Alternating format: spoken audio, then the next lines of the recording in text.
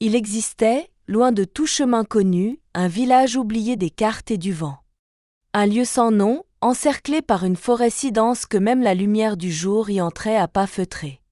Là, les maisons étaient en bois pâle, les toits couverts de mousse, et les chemins si lisses qu'aucun pas n'y laissait jamais de traces. Mais le plus étrange n'était ni la forêt, ni le silence des pierres. C'étaient les gens. Personne ne parlait. Jamais. Pas un mot, pas un cri, pas même un soupir. Les enfants naissaient dans le calme. Les anciens mouraient dans le silence. Et entre les deux, chacun vivait sa vie dans une paix étrange, presque étouffante. Les regards remplaçaient les phrases, les gestes devenaient langage. Et les livres, autrefois pleins d'histoires, n'étaient plus que des pages blanches rangées par ordre d'épaisseur dans une salle sans nom au fond de la vieille école. Parmi eux, vivait une enfant différente. Elle s'appelait Elia. On disait qu'elle était née un soir d'orage, quand la pluie tombait à l'envers et que les éclairs ne faisaient aucun bruit. Sa mère, une fileuse de laine, avait disparu 2 lunes après sa naissance. Son père, sculpteur de silence, passait ses journées à tailler des formes dans le vide. Elia, elle, posait des questions qu'elle ne pouvait dire. Elle les écrivait dans sa tête, une à une, et les laissait tourner comme des oiseaux prisonniers derrière ses yeux. Pourquoi ne parle-t-on pas? Pourquoi les livres sont-ils vides? Pourquoi ai-je l'impression qu'il manque quelque chose, ici, là, en moi? Un jour, en jouant près du vieux chêne penché à la lisière de la forêt, Elia vit un éclat étrange parmi les racines. Quelque chose brillait sous la mousse, comme un souvenir qui n'avait pas eu le temps de mourir. Elle gratta doucement, les doigts tremblants. Et elle trouva une boîte. Une petite boîte en bois noir, ornée d'un symbole qu'elle ne connaissait pas, une plume entourée d'un cercle, barrée d'un trait. À l'intérieur, il y avait une plume. Pas une plume d'oiseau. Non. Une plume de scribe, fine, élégante, à la pointe effilée. Pourtant, aucun encrier ne l'accompagnait. Elia sentit son cœur battre un peu plus fort. Elle toucha la plume. Elle était tiède, presque vivante. Comme si elle l'attendait depuis longtemps. Ce soir-là, alors que tout le village dormait sous la lune ronde, elle s'enferma dans sa petite chambre et posa devant elle une page blanche prise à la vieille école. Elle trempa la plume dans un peu d'eau. Puis dans du jus de baille. Rien. Elle pressa la plume contre la page. Rien. Elle souffla dessus. Attendit. Recommença. Rien. Aucune trace. Aucun mot. Mais alors qu'elle allait refermer la boîte, déçue, quelque chose vibra dans l'air. Une chaleur étrange l'enveloppa. Et une phrase apparut, non pas sur la page, mais en elle. Tu n'as pas besoin d'encre. Ce que tu cherches est déjà là. Elia recula, le souffle coupé. Était-ce un rêve? Non. C'était plus clair qu'un rêve. C'était réel. Mais invisible. Elle garda la plume près d'elle cette nuit-là. Elle dormit sans bouger, les mains serrées sur la boîte. Et dans son sommeil, elle rêva pour la première fois depuis longtemps. Elle se vit debout sur une colline de livres ouverts, leurs pages tournant au rythme du vent. Une voix douce, sans bouche, lui murmurait. Les mots ne sont pas faits pour remplir des pages. Ils sont faits pour libérer la mémoire. Le lendemain, Elia se réveilla avec une certitude nouvelle. Cette plume cachait un secret. Et si le village avait oublié les mots, c'était peut-être parce que quelqu'un les leur avait volés, ou qu'ils les avaient eux-mêmes enfermés. La plume ne voulait pas écrire. Pas encore. Pas tant qu'Elia ne découvrirait pas ce qu'elle portait en elle. Et ainsi commença la quête d'une enfant au cœur d'un monde muet. Non pour parler, mais pour écouter ce que le silence tentait de dire. Elia passa les jours suivants dans un état entre éveil et songe. Depuis qu'elle avait découvert la plume, chaque instant semblait suspendu, comme si le monde l'observait en secret. Elle avait rangé la boîte dans son armoire, sous une pile de vieux draps, mais la plume l'appelait chaque nuit. Elle ne parlait pas, bien sûr. Mais quelque chose en elle résonnait, un souffle léger, une chaleur ténue dans sa paume quand elle la tenait, comme une présence ancienne. Le plus étrange, c'était que personne ne remarquait rien. Les autres enfants jouaient comme avant, dans un calme presque irréel. Les adultes, quant à eux, continuaient à travailler sans échanger un mot, comme si aucune forme de lien véritable ne pouvait exister au-delà de la nécessité. Mais Elia sentait que, désormais, elle voyait ce que les autres ne voyaient plus, l'absence. Non pas le vide, mais l'absence de quelque chose qui avait été. Une perte enfouie sous des siècles de silence. Chaque soir, elle reprenait la plume. Et chaque soir, la page restait blanche. Elle tenta tout. Poser la plume sur sa langue, espérant qu'un mot intérieur puisse jaillir. L'agiter au-dessus du papier, comme une baguette. Écrire dans la poussière, dans l'eau, dans la lumière du matin. Toujours rien. Elle finit par parler à la plume, doucement, en silence intérieur. « Que attends-tu ? Que dois-je faire pour que tu me répondes ?» Et un soir, la réponse ne se fit pas sur le papier, ni dans sa tête, mais dans ses rêves. Elle se retrouva dans une clairière étrange, entourée de livres suspendus aux arbres comme des fruits. Le ciel était d'un gris doux, et tout semblait murmurer. La plume flottait devant elle, lumineuse, entourée de lettres qui ne formaient aucun mot connu. Une silhouette floue s'approcha. Ni homme, ni femme. Une présence. Tu cherches à écrire avec de l'encre, mais ton histoire n'en a pas besoin. Elia s'avança, les mains ouvertes. Mais je ne sais pas ce que je dois écrire. Je ne sais même pas si j'ai une histoire. Chaque être porte une mémoire secrète. Ce que tu cherches n'est pas dans l'encre, mais dans l'écoute. Écoute quoi ? Il n'y a rien. Tout le monde ici est muet. Justement. C'est dans le silence que dorment les vérités oubliées. Puis la silhouette tendit la main et toucha son cœur.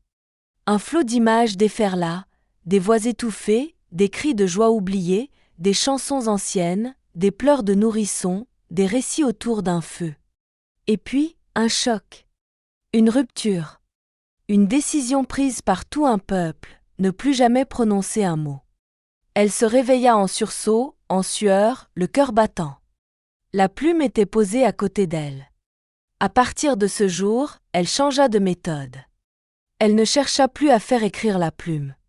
Elle chercha à écouter. Elle commença par les murs de sa maison. Le bois craquait d'une manière étrange, comme s'il se souvenait de conversations anciennes. Elle écouta les pierres sous ses pieds, le vent entre les branches, les regards échappés de ses voisins. Elle s'approcha d'un vieil homme assis seul sur un banc. Il ne parlait pas, bien sûr. Mais ses yeux brillaient d'un feu éteint. Elle s'assit à côté de lui. Et elle attendit. Longtemps. Puis, dans un geste tremblant, il sortit de sa poche un papier froissé. Il lui tendit sans un mot. Sur la page, rien. Mais Elia sentit quelque chose. Un frisson. Comme une histoire écrite en creux, dans l'absence même de lettres. Elle sortit sa propre page blanche. Y posa la plume. Ferma les yeux. Et attendit. Un souffle léger passa dans la pièce. Et une phrase apparut, non sur le papier, mais dans l'air, comme si les mots prenaient enfin leur envol. Tous les silences ne sont pas vides. Certains portent la mémoire du monde. Le lendemain, Elia décida d'aller parler à celui que l'on appelait le libraire. Il vivait seul, dans une maison reculée à la lisière sud du village. On disait qu'il avait été le dernier à écrire, avant que tout ne s'efface. Personne ne le visitait. Son visage était ridé comme une carte ancienne, et son regard semblait avoir lu 1000 vies. Elia s'y rendit avec la plume dans sa poche. Elle n'avait pas besoin de mots. Il comprenait déjà. Et c'est là, au seuil de cette maison pleine d'ombre et de poussière, que la véritable histoire commença. La maison du libraire ressemblait à un vieux livre dont la couverture aurait jauni sous le temps. Ses volets étaient clos, mais une lumière tiède filtrait par une fente étroite au-dessus de la porte. L'air y avait cette odeur rare de papier ancien, d'encre séchée et de souvenirs en attente. Elia inspira, puis frappa doucement, sans bruit, 3 fois. La porte ne s'ouvrit pas. Elle s'entr'ouvrit. Lentement. Comme si elle aussi hésitait à rompre le silence. Un homme aux cheveux longs et gris, aux yeux brumeux mais perçants, se tenait là. Il la fixa un long moment, sans étonnement, comme s'il l'attendait depuis toujours. Elia ne dit rien. Elle sortit la plume de sa poche et la tendit. Le vieux libraire la prit avec précaution, comme on saisit une chose sacrée. Il ferma les yeux, la serra contre son cœur, puis l'invita à entrer d'un simple mouvement de tête. L'intérieur était minuscule, encombré, vivant. Des livres partout. Pas ouverts. Pas fermés non plus. Ils reposaient comme des coquillages échoués sur les étagères, au sol, sur les chaises, contre les murs. Certains tremblaient légèrement, comme pris d'un souffle discret. Il la guida jusqu'à une table ronde. Dessus, une unique page blanche. Et rien d'autre. Puis il s'assit lentement et écrivit un mot avec son doigt dans la poussière. « Souviens-toi. » Elia fronça les sourcils. « Mais je ne sais pas de quoi me souvenir. » Il tapota doucement sa tempe. Puis son cœur. Et enfin, il leva le doigt vers un livre fermé posé à côté de la plume. Il l'ouvrit. Page blanche. Encore. Mais cette fois, Elia sentit un frisson le long de l'échine. Elle approcha sa main. Et la page vibra doucement. « Tu crois que ces livres sont vides ?» La voix du libraire était grave et douce. Il n'avait pas parlé, depuis combien de temps ? 1000 jours ? 1000 ans ? Elia n'en savait rien. Ils ne le sont pas. Ils sont en attente. Elle le regarda, abasourdie. Attente de quoi ? Du retour des lecteurs. Pas de ceux qui regardent. De ceux qui écoutent avec les yeux. Il referma le livre et soupira. Un jour, une décision fut prise ici. Un choix collectif. Ne plus transmettre. Ne plus créer. Ne plus écrire. Les mots avaient causé trop de douleur. Des guerres de phrases. Des larmes pleines de promesses trahies. Alors on a effacé. Les livres. Les chants. Les souvenirs. Elia sentit un poids en elle. Une peine ancienne, étrange, comme si elle portait déjà le chagrin de ceux qu'elle n'avait jamais connus. Mais les mots ne sont pas le problème, Elia. Le silence non plus. Le vrai danger, c'est l'oubli. Il lui tendit la plume. Cette plume ne t'a pas été donnée au hasard. Elle vient d'avant. D'un monde où les mots soignaient. Où l'on écrivait pour se souvenir et non pour convaincre. Elle la saisit à nouveau. Plus légère qu'une plume d'oiseau, plus dense qu'un secret. Mais alors pourquoi ne m'écrit-elle rien ? Pourquoi refuse-t-elle l'encre ? Le libraire sourit. Pour la première fois. Un sourire triste, mais lumineux. Parce qu'elle ne veut pas raconter l'histoire du monde. Elle veut raconter la tienne. Il se leva. Fouilla parmi un tas de parchemins et revint avec un carnet relié de fils rouges. Vide. Bien sûr. Prends ceci. Et n'essaie pas d'écrire. Écoute. Ressens. Et quand ton cœur parlera, la plume suivra. Elia prit le carnet dans ses bras. Elle sentit qu'il ne contenait rien, mais qu'il attendait tout. Elle leva les yeux vers le libraire. Et si je n'ai rien d'important à dire ? Alors dis ce que tu n'oses pas penser. Commence par là. L'important viendra tout seul. Elle quitta la maison alors que le jour se retirait sur les collines. Le ciel était rose et cendre. Un vent doux soufflait sur le village endormi. Elle n'avait pas encore écrit une ligne. Mais pour la première fois, elle comprenait que ce n'était pas un échec. C'était le commencement. Et dans sa poche, la plume semblait plus chaude. Comme si elle avait enfin reconnu sa gardienne. Depuis sa visite chez le libraire, Elia sentait un changement dans l'air. Ce n'était pas visible. Mais c'était là, palpable. Comme si le monde entier retenait son souffle. La plume, désormais, ne se contentait plus de vibrer dans sa paume. Par moments, elle frémissait toute seule, frôlait les pages vides de son carnet, comme si elle cherchait à tracer un mot qu'Elia n'était pas encore prête à entendre. Et les rêves, eux aussi, avaient changé. Chaque nuit, elle se retrouvait dans des lieux inconnus, une salle immense avec des arches de pierre et des rayonnages sans fin, des escaliers en colimaçon montant vers un ciel sans plafond, des livres suspendus comme des lanternes au-dessus de l'eau. La même voix douce revenait, comme un écho ancien. Va vers l'endroit que l'on a effacé. Là où dorment les mots bannis. Ils t'attendent. Un matin, Elia se leva avant l'aube. Elle fourra la plume et le carnet dans une sacoche en tissu, noua un pain sec dans un mouchoir et sortit sans bruit de la maison endormie. Elle n'avait pas dit où elle allait. D'ailleurs, elle ne le savait pas vraiment. Elle marchait, simplement, guidée par une sensation étrange, une force douce mais persistante, comme un courant d'eau souterraine tirant sur son ventre, l'attirant vers le nord. Les premiers pas furent faciles. Elle traversa les jardins familiers, longea la rivière où l'eau glissait sans murmure. Puis le sol devint plus rugueux. Les herbes plus hautes. Les arbres plus tordus. Le village s'éloigna. Elle entra dans une zone que personne n'approchait jamais. On appelait cet endroit la lisière grise, car tout y semblait fané, comme si la couleur elle-même s'y était retirée. Mais Elia n'eut pas peur. Au contraire, plus elle avançait, plus elle sentait quelque chose s'ouvrir en elle. Une mémoire enfouie.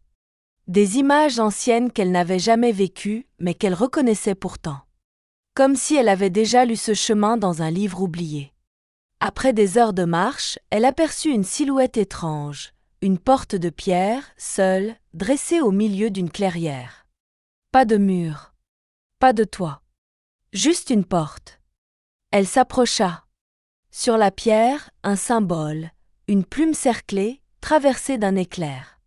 Le même que sur la boîte. Elia posa la main sur le battant froid. Et la porte s'ouvrit. Non pas en grinçant, mais en s'effaçant, comme une brume chassée par la lumière. Derrière, un escalier descendait dans la terre. Un souffle chaud monta à sa rencontre, accompagné d'une odeur de parchemin ancien, de cire et de poussière vivante. Elle descendit. Lentement. À mesure qu'elle s'enfonçait, des lanternes s'allumaient sur les murs. Toute seule. Et soudain, elle y fut. La bibliothèque oubliée. Elle n'était pas vide. Elle était endormie. Des milliers de livres. Certains ouverts, d'autres fermés à double clé. Des parchemins roulés dans des urnes, des lettres flottant entre deux rayonnages. Des livres chantant, d'autres murmurant. Et tout, absolument tout, baignait dans une lumière douce et mouvante, comme si l'air lui-même se souvenait de la lecture. Elia s'avança, le cœur battant. Elle comprit alors, ces livres n'attendaient pas d'être lus. Ils attendaient d'être réveillés. Elle sortit la plume. L'air vibra. Un rayon s'ouvrit à sa gauche. Un livre seul tomba d'une étagère. Il atterrit sans bruit sur un coussin de cuir. Elia s'en approcha. Sur la couverture, rien. Pas de titre. Pas d'auteur. Juste la trace fine d'une main posée là, autrefois. Elle ouvrit le livre. Page blanche. Mais à l'instant où la plume toucha la feuille, les lettres surgirent. Non pas noires, mais dorées, comme gravées dans la lumière. Elle n'écrivait pas. Elle libérait les mots. Et ce qu'elle lui la fit frissonner, c'était un fragment de sa propre pensée. Une phrase qu'elle n'avait jamais prononcée à voix haute, mais qu'elle avait ressentie profondément. Je suis née d'un monde muet, mais je porte en moi les cris de ceux qu'on a fait taire. Elia comprit alors. Chaque livre ici contenait la mémoire de ceux qui n'avaient jamais pu parler. Des générations entières d'histoires non dites. Des poèmes tus. Des vérités censurées. Et la plume était la clé. Mais il y avait plus. Une voix, plus grave cette fois, résonna dans les arches. Si tu réveilles ces mots, tu réveilleras aussi ceux qui les ont enfermés. Prépare-toi. Elia leva les yeux. Dans les profondeurs de la bibliothèque, quelque chose bougeait. Le silence dans la bibliothèque n'était plus paisible. Il était habité. Quelque chose s'éveillait. Non pas brusquement, mais lentement, comme une brume épaisse se mettant en mouvement, comme un souvenir longtemps oublié qui recommence à respirer. Elia referma doucement le livre aux lettres dorées. Autour d'elle, l'air semblait vibrer, tendu. Les rayonnages frémissaient, les lanternes vacillaient. La lumière, jadis douce, prenait des reflets plus froids. Elle s'avança, plume en main, vers l'origine de ce souffle ancien. Dans une grande allée voûtée, 3 silhouettes apparurent. Hautes, immobiles, vêtues de capes grises qui semblaient faites de poussière et de cendres. Leurs visages étaient masqués. Des masques lisses, sans bouche, sans yeux, sans expression. Pourtant, Elia les sentait la regarder. Comme si leurs pensées perçaient à travers le silence. Elle ne recula pas. Son cœur battait fort, mais elle tenait la plume fermement. Elle comprenait, au fond d'elle, qu'il n'était pas venu pour lui faire du mal, mais pour l'éprouver. L'un d'eux leva lentement une main. Une page flotta entre eux, vierge. Elle se posa devant Elia, suspendue dans l'air. Puis une voix grave, intérieure, multiple parla sans son. « Tu as éveillé ceux qui devaient dormir. » Chaque mot réveillé a un prix. Elia ne répondit pas. Elle approcha la plume de la page, mais la main du gardien s'interposa. « Ce n'est pas ton encre que nous craignons, mais ta mémoire. Ce que tu écriras peut raviver ce que d'autres ont choisi d'oublier. » Elle inspira profondément. « Alors pourquoi suis-je venue jusqu'ici? Si tout doit rester muet, pourquoi m'avoir laissé trouver la plume? » Un long silence. Puis une réponse.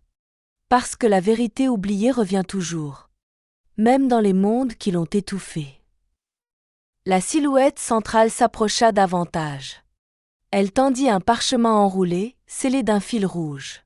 « Lis ceci, et choisis. » Elia déroula lentement le texte. Il était écrit dans une langue inconnue, mais elle la comprenait pourtant. Les mots entraient en elle sans passer par la pensée. Ils résonnaient comme des souvenirs enfouis. Ils racontaient l'histoire d'un temps lointain, bien avant le silence. Un peuple qui parlait trop, qui écrivait sans écouter. Des mots lancés comme des flèches, des phrases aiguisées comme des lames. Des vérités transformées en armes. Des livres falsifiés. Des cœurs blessés à jamais. Alors, un conseil fut réuni. Une décision fut prise. Un pacte fut signé, effacer les mots, ensevelir les livres, oublier les histoires, pour éviter de nouveaux ravages. Mais une voix s'était élevée. Une enfant. Elle avait refusé l'oubli. Un jour, dit-elle, quelqu'un reviendra avec une plume sans encre. Il ou elle n'écrira pas pour convaincre, ni pour gouverner. Il ou elle écrira pour se souvenir. Pour réveiller ce qui doit l'être. Pour réparer. Elia sentit ses jambes trembler. Cette histoire, c'était la sienne. Ou celle qu'elle prolongeait. Elle leva les yeux vers les gardiens. Je ne veux pas blesser. Je veux comprendre. Je veux écouter ce que le silence contient. Et écrire ce qu'il me confie. Les 3 silhouettes restèrent un moment figées. Puis, lentement, elles inclinèrent la tête. Et la page suspendue devant elles s'ouvrit. Une pluie fine de lettres s'en échappa. Des mots oubliés, des phrases sans destinataire, des noms disparus. Ils se posèrent autour d'elle, formant un cercle brillant au sol.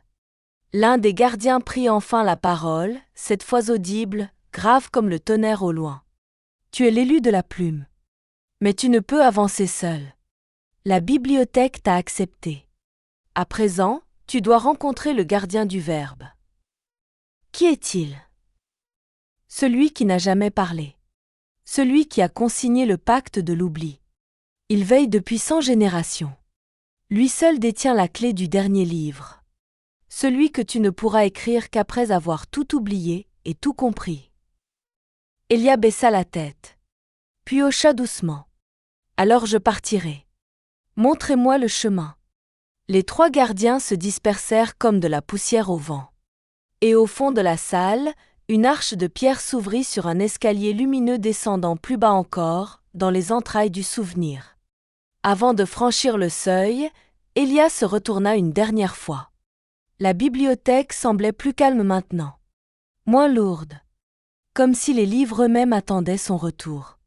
Elle glissa la plume dans sa main, le carnet contre son cœur, et s'engagea dans la lumière. L'escalier descendait comme une spirale sans fin, taillée dans la pierre lisse, éclairée par une lumière qui ne semblait venir d'aucune source. Pas de torchée. Pas de soleil. Pourtant, tout brillait autour d'Elia d'un éclat paisible, doux, presque liquide. À chaque marche, elle sentait son cœur s'alourdir, non de peur, mais de vérité. Comme si, plus elle descendait, plus elle s'approchait de quelque chose de profondément enfoui en ce lieu, mais aussi en elle-même. Après ce qui lui sembla une éternité, elle arriva devant une porte d'eau. Oui, d'eau. Un rideau transparent, mouvant, suspendu entre deux piliers de cristal. Il ne tombait pas. Il tenait là, flottant, vibrant, comme si l'instant était devenu matière. Elle y tendit la main. L'eau ne mouilla pas sa peau. Elle la traversa comme une frontière. Et de l'autre côté, elle découvrit une salle ronde, parfaitement silencieuse. Au centre, un bassin. Peu profond. Immobile. D'un noir d'encre. Autour, rien.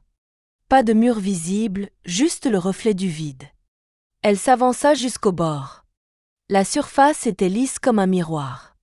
Mais ce n'était pas son reflet qu'elle y vit. C'était elle, mais plus jeune. Et plus loin, elle, plus âgée. Et encore plus loin, une version d'elle-même qu'elle n'avait jamais connue, les yeux remplis de larmes et de lumière. Puis, le miroir changea. Il devint une scène. Des visages. Des lieux. Des souvenirs. Sa mère, la fileuse de laine, chantant une berceuse oubliée. Son père sculptant une silhouette dans l'air. Une femme âgée, qu'elle ne connaissait pas, mais qui lui murmurait. Écris ce que tu n'as jamais osé ressentir. Elle s'agenouilla. La plume vibra dans sa main. Elle sortit le carnet. Mais cette fois, elle ne chercha pas à écrire. Elle ferma les yeux. Et elle écouta ce que son cœur retenait depuis toujours. J'ai peur d'écrire la vérité, parce qu'elle me changera. Parce qu'une fois dite, je ne pourrai plus revenir en arrière. Parce qu'elle fera tomber les murs du silence, même ceux que j'ai appris à aimer. La plume toucha la page. Et une première ligne apparut. Pas dorée. Pas noire. Mais d'un bleu profond, comme l'océan au crépuscule. Le silence n'est pas l'absence de mots. C'est l'attente d'une parole vraie. Puis une deuxième. Je suis né dans un monde muet, mais je refuse de rester l'écho d'un oubli. Et enfin, je n'écris pas pour remplir une page. J'écris pour retrouver qui je suis. Les larmes lui montèrent aux yeux. Alors, elle vit quelque chose bouger dans l'eau. Un visage. Celui du gardien du Verbe. Pas un homme. Pas une femme. Pas un âge.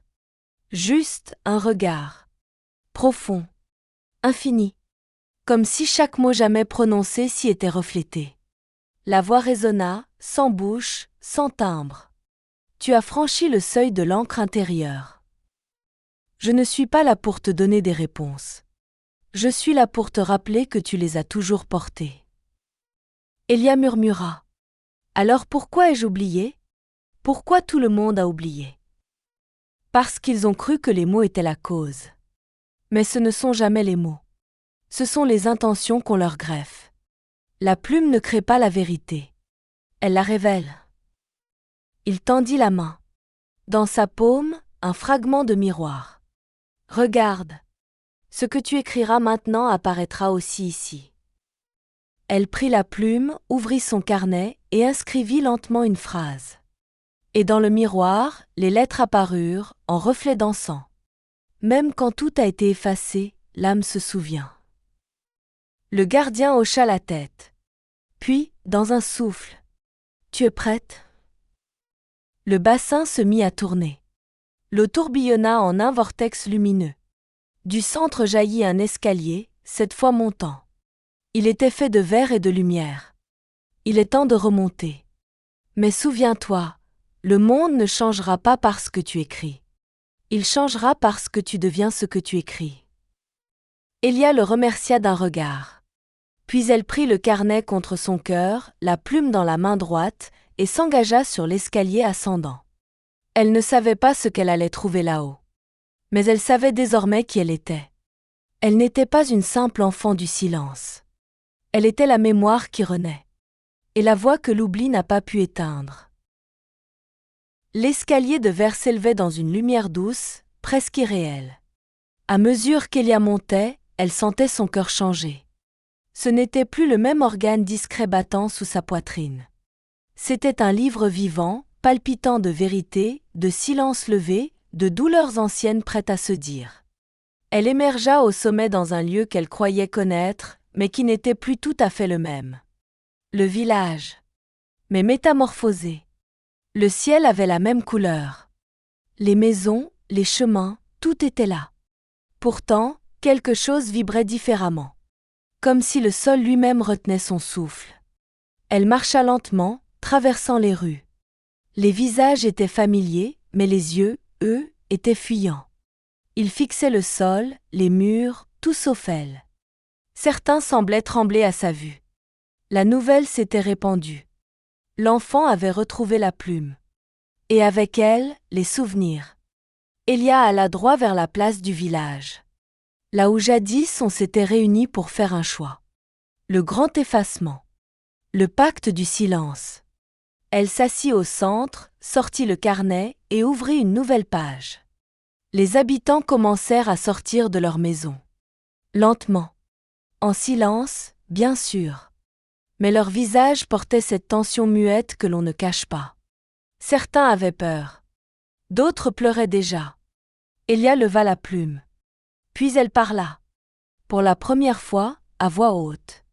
Pas fort. Pas solennel. Juste, vrai. Je n'ai pas cherché à réveiller vos douleurs. Je ne voulais blesser personne. Mais je ne peux plus ignorer ce que j'ai vu.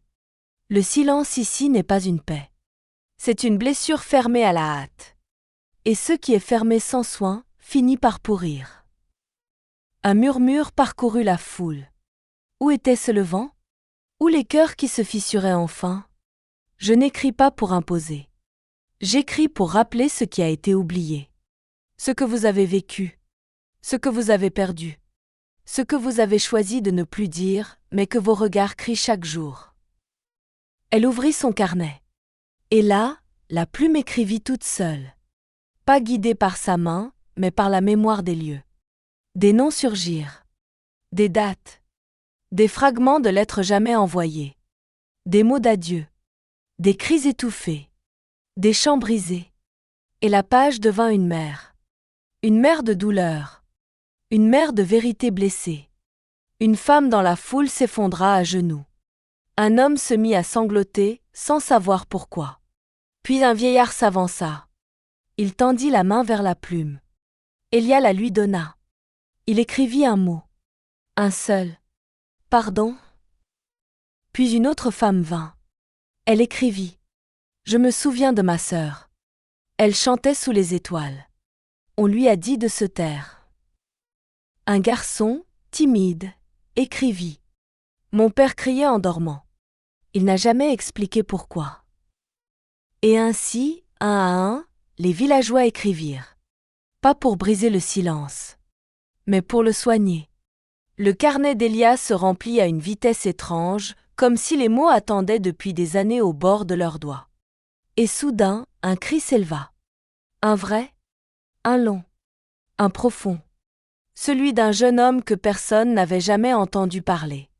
Il cria, tomba à genoux, et sanglota comme un enfant perdu dans une tempête. Mais personne ne le fit taire. Au contraire. Une vieille femme le prit dans ses bras. Un autre le rejoignit. Puis un autre. Le silence tomba. Mais cette fois, un silence neuf. Un silence qui venait après les larmes. Un silence qui savait. Elia referma doucement le carnet. La plume reposait à côté. Inerte. Elle comprit alors qu'elle venait de traverser la plus grande des épreuves. Regarder la souffrance en face. Et ne pas la fuir. Le village ne redeviendrait pas bavard. Mais il ne serait plus figé. Les mots allaient revenir. Doucement. Par vagues. Pas pour remplir le vide. Mais pour dire ce qui compte. Et dans le regard de ceux qui l'entouraient maintenant, elle ne vit plus la peur. Elle vit la reconnaissance. Le jour suivant, une pluie fine et tiède tombait sur le village. Pas une pluie triste. Une pluie de renaissance. Elle glissait doucement sur les toits, lavait les feuilles, réveillait les pierres. Elia s'était retiré dans la petite maison de bois qu'on lui avait offerte, à l'orée du bois, là où le silence était encore doux, mais plus pesant. Le carnet rempli reposait sur sa table. Elle ne l'avait pas rouvert depuis la veille. Elle n'en avait pas besoin. Elle savait déjà que ce qui s'y trouvait ne lui appartenait plus. C'était devenu le livre du village. Un miroir écrit de toutes les blessures partagées et des premiers mots qui les avaient pansés. Mais ce matin-là, quelque chose avait changé. La plume vibrait toute seule. Elle flottait légèrement au-dessus de la table, comme animée d'une respiration subtile. Et devant elle, une nouvelle page blanche. Non dans son carnet, mais dans l'air. Un livre invisible, suspendu entre deux souffles, se tenait là, ouvert. Et la plume, lentement, se mit à écrire. Sans encre, sans main. Des lettres lumineuses prenaient forme dans le vide. Elle dansait. Elle vivait. Elia se leva, fascinée. Elle lut les premiers mots. Ce livre n'a ni commencement, ni fin. Il s'écrit là où le cœur s'ouvre, là où la vérité n'a plus peur d'être vue. Elle comprit. Ce n'était plus elle qui écrivait. C'était la mémoire du monde qui passait à travers elle. Chaque jour, de nouvelles lignes apparaissaient. Des souvenirs venus d'ailleurs. Des histoires d'autres villages, d'autres peuples oubliés, d'autres voix étouffées. Une femme qui avait gravé ses rêves dans les parois d'une grotte. Un vieil homme qui avait transmis son histoire par un chant que personne n'avait jamais osé traduire. Un enfant muet qui avait parlé un jour, en pleurant sur un coquillage. Tous ces fragments venaient se tisser dans le grand livre invisible. Et plus Elia les lisait, plus elle sentait sa propre histoire se fondre dans une mémoire plus vaste. Elle n'était pas seule. Un matin, en s'éveillant, elle trouva un jeune garçon assis devant sa porte. Il ne disait rien. Mais dans ses yeux, une question immense. Elle le fit entrer. Il s'assit en silence devant la page suspendue dans l'air. Et, à sa grande surprise, les lettres changèrent. Une phrase nouvelle apparut. Celui qui ne sait pas lire peut pourtant se souvenir. Celui qui ne sait pas parler peut pourtant guérir. Le garçon tendit la main. La plume s'approcha. Il écrivit. Pas avec encre. Avec sa paume. Et les mots s'inscrivirent comme s'ils étaient faits de lumière. J'ai vu mon frère disparaître dans le silence. Je ne veux pas l'oublier. Elia sentit ses larmes couler sans honte. C'était là, la vraie écriture. Pas des mots figés sur une page. Mais des vérités vivantes qui choisissaient leur moment, leur forme, leur gardien. La rumeur du livre qui s'écrivait tout seul se répandit. D'autres vinrent. De villages voisins. D'anciennes cités muettes.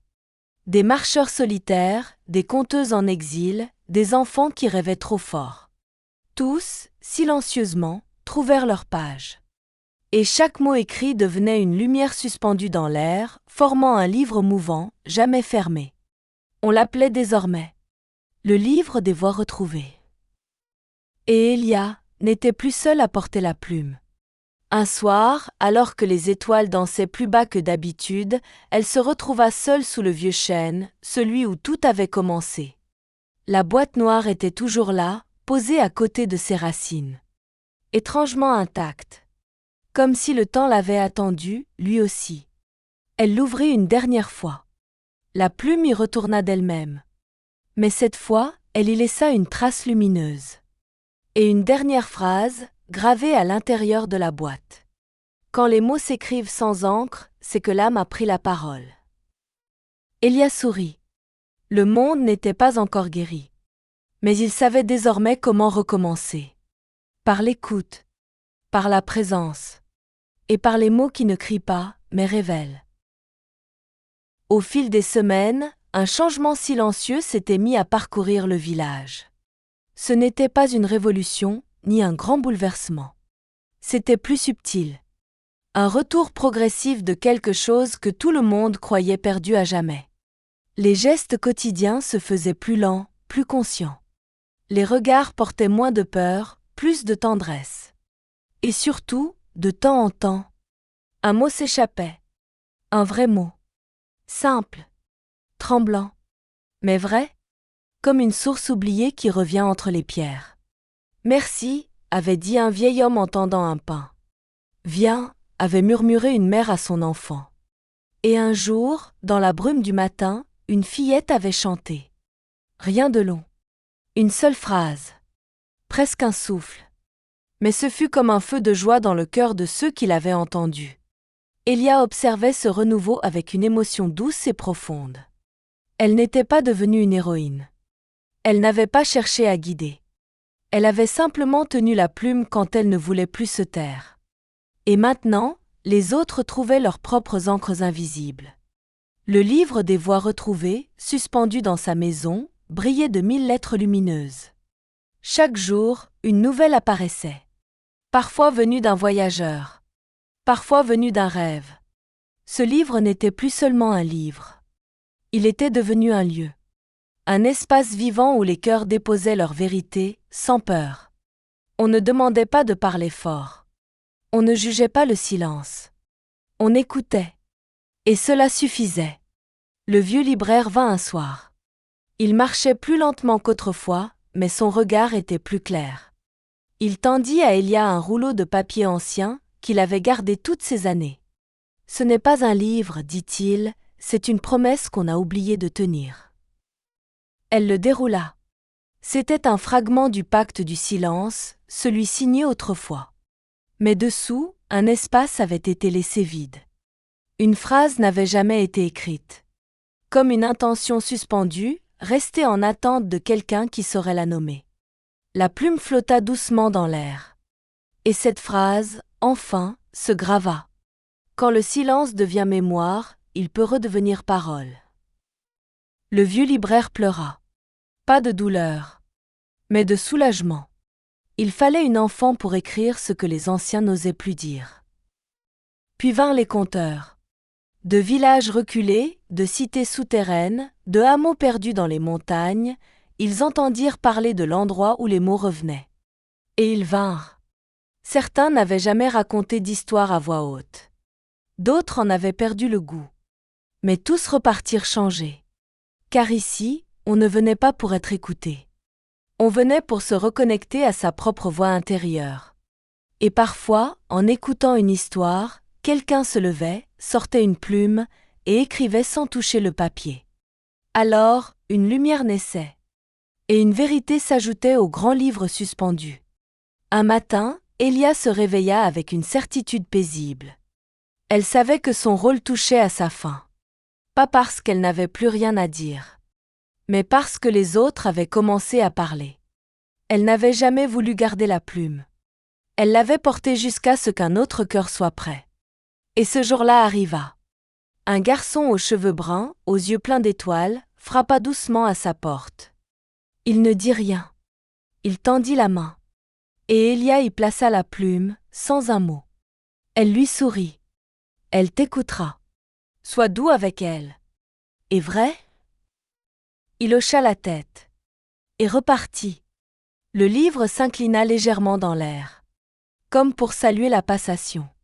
Ce soir-là, pour la première fois depuis longtemps, Elia écrivit pour elle.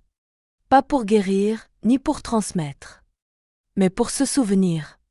Elle inscrivit dans son propre carnet, à l'encre invisible. Je n'ai pas ramené les voix. Elles n'étaient jamais parties. Elles attendaient juste un souffle. Un geste. Un battement de cœur. Puis elle ferma le carnet. Et regarda les étoiles danser. Le monde, désormais, savait comment se retrouver. Un mot à la fois. Un silence à la fois. Une vérité à la fois. Les années passèrent. Pas comme un vent violent. Plutôt comme une rivière tranquille, creusant doucement la roche des jours. Elia avait grandi. Son visage avait changé, ses mains aussi. Mais ses yeux, eux, étaient restés les mêmes. Des yeux qui écoutaient encore le silence avant de parler. Le livre des voix retrouvées flottait toujours dans la maison du cœur du village. Il avait grandi. Il brillait à toute heure. Et il n'était plus seul. D'autres livres étaient apparus, comme s'ils avaient attendu que le premier ose pour enfin naître à leur tour. Chaque village, chaque région, chaque peuple ayant retrouvé ces mots avait créé le sien. Mais la première plume, elle, n'était plus là. Elle avait quitté les mains d'Elia le jour où le garçon aux yeux pleins d'étoiles était reparti. Et depuis, nul ne savait vraiment où elle était. Certains disaient qu'elle voyageait de rêve en rêve. D'autres disaient qu'elle dormait dans les cendres d'un ancien monde. D'autres encore affirmaient qu'elle apparaissait parfois, brièvement, dans les mains d'un enfant qui n'avait jamais appris à se taire. Elia, elle, ne cherchait plus la plume. Elle n'en avait plus besoin. Car elle avait compris une chose. La véritable écriture ne dépend d'aucun objet. Elle commence au moment où l'on ose dire ce qu'on ne croyait pas avoir le droit de sentir. Elle vivait désormais dans une petite maison près du ruisseau. Elle cultivait des herbes, écoutait les histoires des passants et racontait parfois la sienne, mais toujours à voix basse, comme une chanson destinée aux étoiles.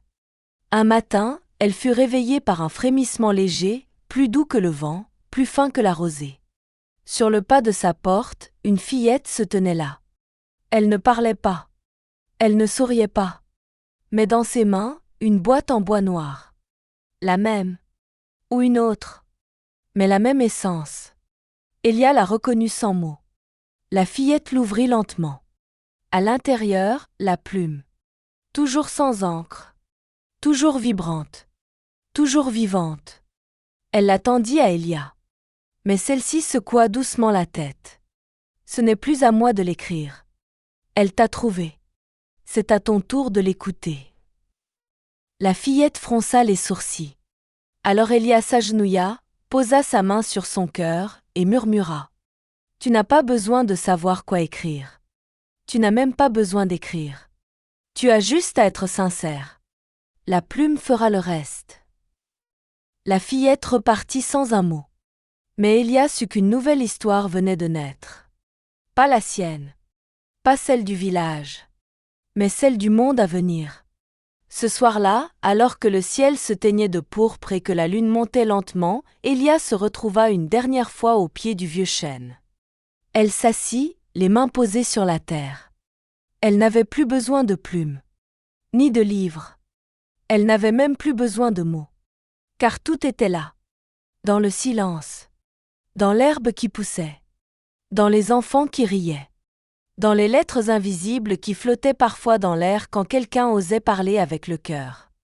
Et dans ce moment suspendu, elle sentit que la plume n'était jamais vraiment une plume.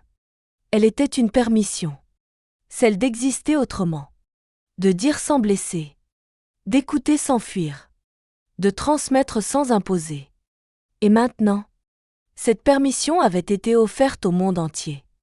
Elle ferma les yeux. Et dans le noir derrière ses paupières, une dernière phrase apparut. Écrite non avec des lettres, mais avec l'évidence du vivant. Le vrai pouvoir n'est pas d'écrire, mais de faire naître, en silence, des mondes que d'autres croyaient perdus.